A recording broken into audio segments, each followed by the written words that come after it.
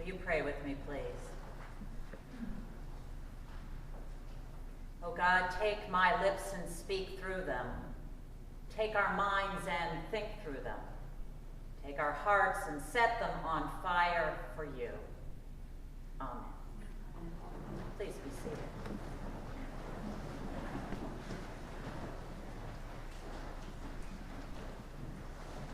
There are 4 of us now in my birth family, and we've ended up on opposite coasts. My mother and my sister are out in Seattle, and my brother and I here on the East Coast. So on those relatively rare occasions when my beloveds come to Boston, I want to make ready for them. That's good because, frankly, without their visits, I might never quite hang up those pictures or sort through the boxes that are all in a pile in the corner of my bedroom.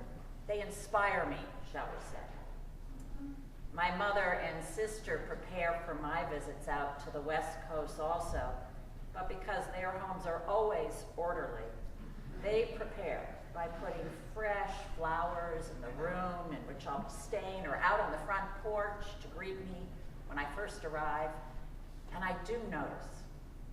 Don't you notice those things people have done for you when they've prepared for your arrival? When a visit from a beloved is special, don't we want to prepare to get out the fresh towels, to buy the good wine, to stock the freezer with their very favorite flavor of ice cream? The prophet Isaiah tells Jerusalem to prepare. The Lord is coming to visit. Prepare ye the way of the Lord, as Eric sang so beautifully. Prepare ye the way of the Lord, make straight in the desert a highway for our God. Get ready. Fix the broken flagstones, smooth out that gravel path leading up to the house. And on the King's Highway, lift up the valleys, flatten the mountains and the hills so the rough places are made smooth. Prepare for an important beloved one who's coming to see you, Jerusalem. For the people of Israel, it had felt like a very long time since God had come to visit them. Maybe you felt that once or twice. Archaeology now confirms for us the history.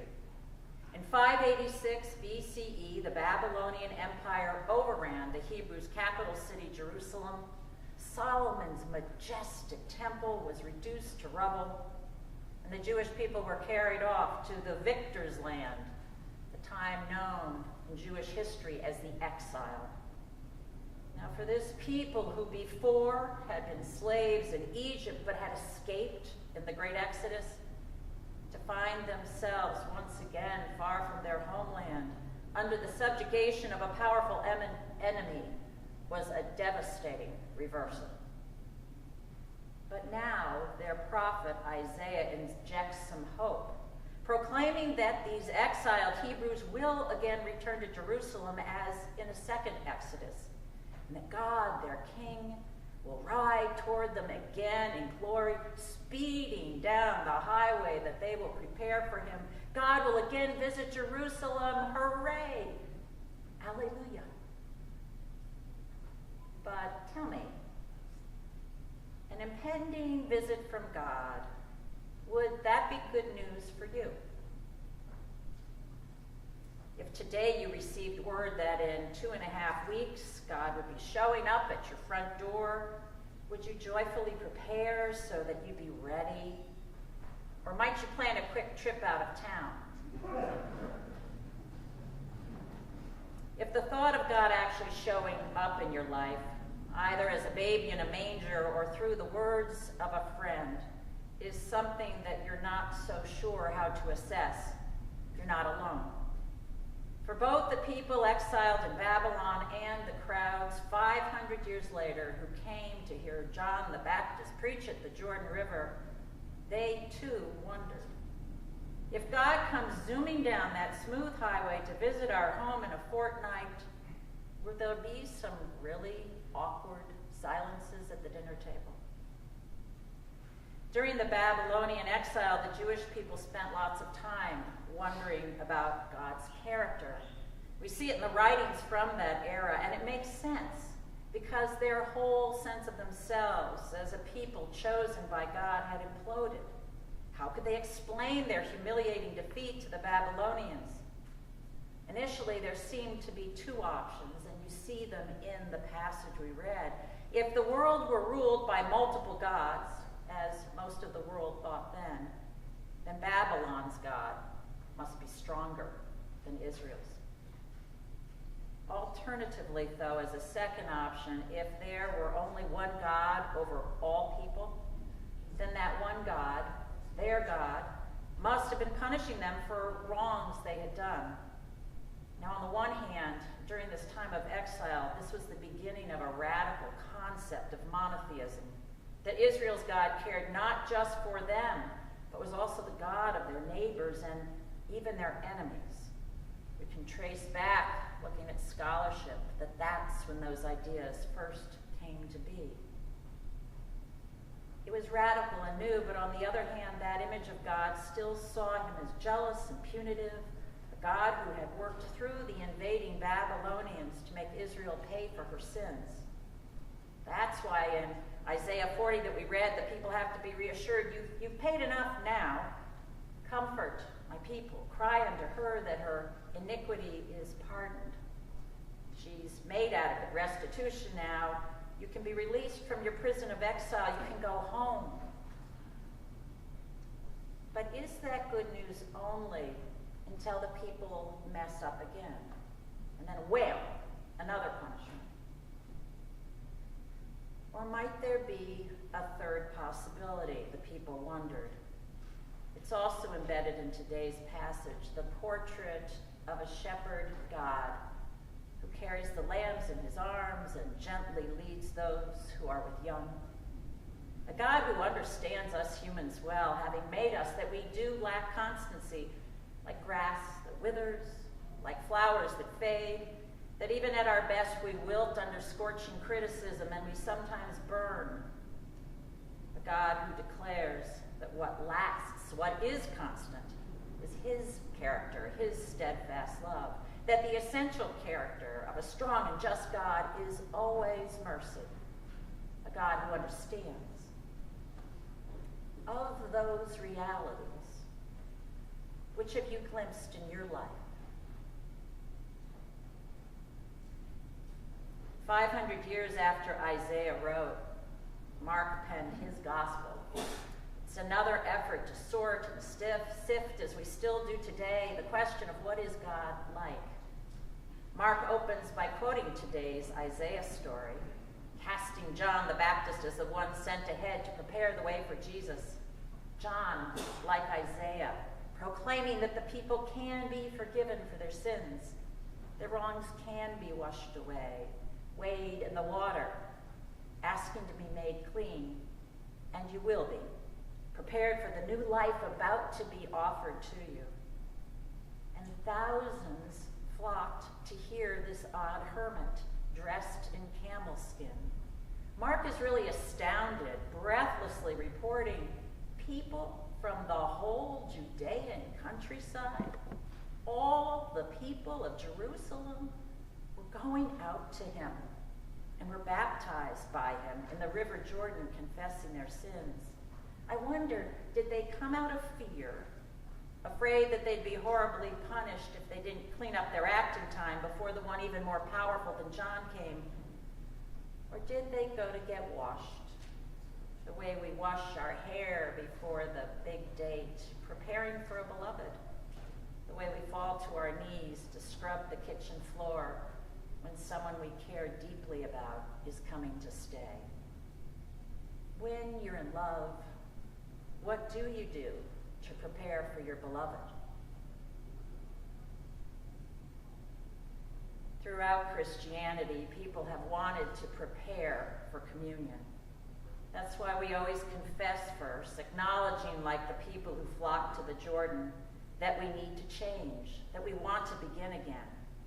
Today we're going to confess in silence, time for you to name where you are held in some lonely exile and want release, ways you may feel unclean and hope to be washed. Whether this time you need to be carried home like a lamb not yet up to the long walk back. Honest confession, really honest confiding.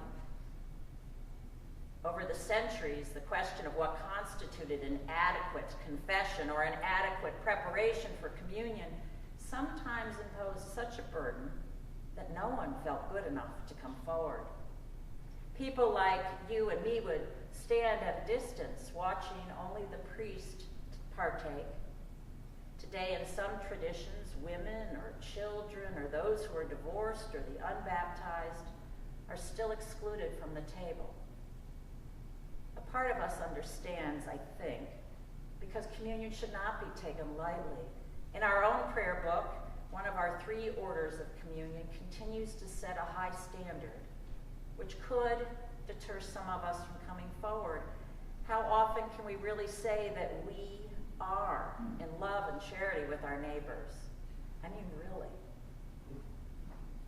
But blessedly, here at King's Chapel, we preach an open table, as Sean said, where everyone, without exception, is fed. It's embedded in our history.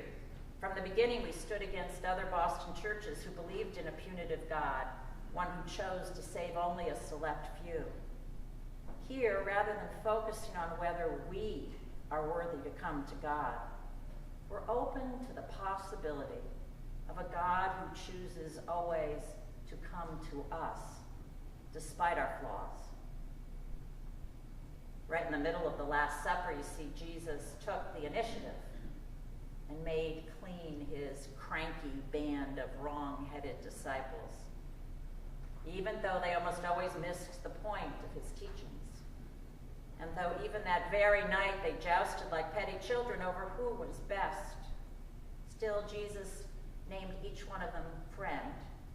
And he poured water into a bowl, and he knelt down by them one at a time and lifted each calloused, smelly foot onto his lap and then bathed it. Between the toes and under the arch, over the tired ankles and the roughened heels. Water smooth to the touch, preparing the way. And then he toweled their feet dry, ready, prepared for new beginnings. Now, John the Baptist had said, "I am not worthy to bend and untie the sandal of the one for whom I'm preparing," and there was Jesus, washing feet. But when John said it, it wasn't because the one coming after him was going to be a powerful big shot, says the Reverend Mary Ludy. It's because the one who is coming is the greatest power ever known. It's called the power of love. And he's coming to love us. If John feels unworthy, it's because when it comes to the heart of the matter, a love that's indiscriminate and unaccountable, no one is worthy of that. It's pure grace. Thus, the question of worthiness is forever the wrong question. Love does not require worth. Love bestows it. Love does not require worth. Love bestows it. Sometimes, says Mary Ludy, we work hard for the kingdom as if it were all up to us, being driven by a sense of the holy duty, holy obligation to God isn't bad. But the one who comes offers something better, life and work that spring from an unending well of worth bestowed. God wants us to be loved and to know it. Love like that we can, says Reverend Ludy. We can. Rest as well as toil. Keep still as well as speak. Let go as well as commit. Love like that. We can still welcome God into our homes without anxiety. During Advent, we prepare for the one who's going to take this initiative coming to us. He's going to show up at our door, and the days are ticking down. So as it is when a beloved is coming to visit out of love, And maybe out of some fear of being embarrassed, we finally hang up the pictures and we vacuum up the dust bunnies. But also, looking with perhaps fresh eyes of what our visitor might see, we may notice places of shabbiness to which we've grown accustomed. A wall that really does need to be patched. A radiator that will look better once the peeling paint is scraped off and a new coat applied. Being in the mindset of preparing, it might occur to us that if we clear out the clutter in the hall closet, our guest could use that space. And with this fresh impetus, we find it's less hard than we had supposed to give away those clothes that we bought in the past to impress somebody, or maybe salve a wound. Now we can more easily shred and recycle the boxes of papers that once proved to us our very worth. If it all doesn't get done, though, that's fine, because this guest is the type who will love us anyway, maybe even help with repainting the radiator. But because we've been preparing, when this one texts, perhaps in the next few days, saying he might want to stay a bit longer than originally planned, we can take a breath and maybe not roll our eyes, because there's more room in our apartment now. Maybe even room in our usually busy schedules, because we're finding that we can cancel some of those hours every week that we budget for worrying. And whether we're good enough, and it takes a lot of time to worry about that. It takes even more to gripe about all those we know are not good enough. In fact, by the time we figure out that this guest seems willing to actually move in, we're beginning to see how this might help us cut some of those costs that burden us, freeing us for new things. Then he offers to cover all the groceries and take on meal prep, and we might be fed with new life.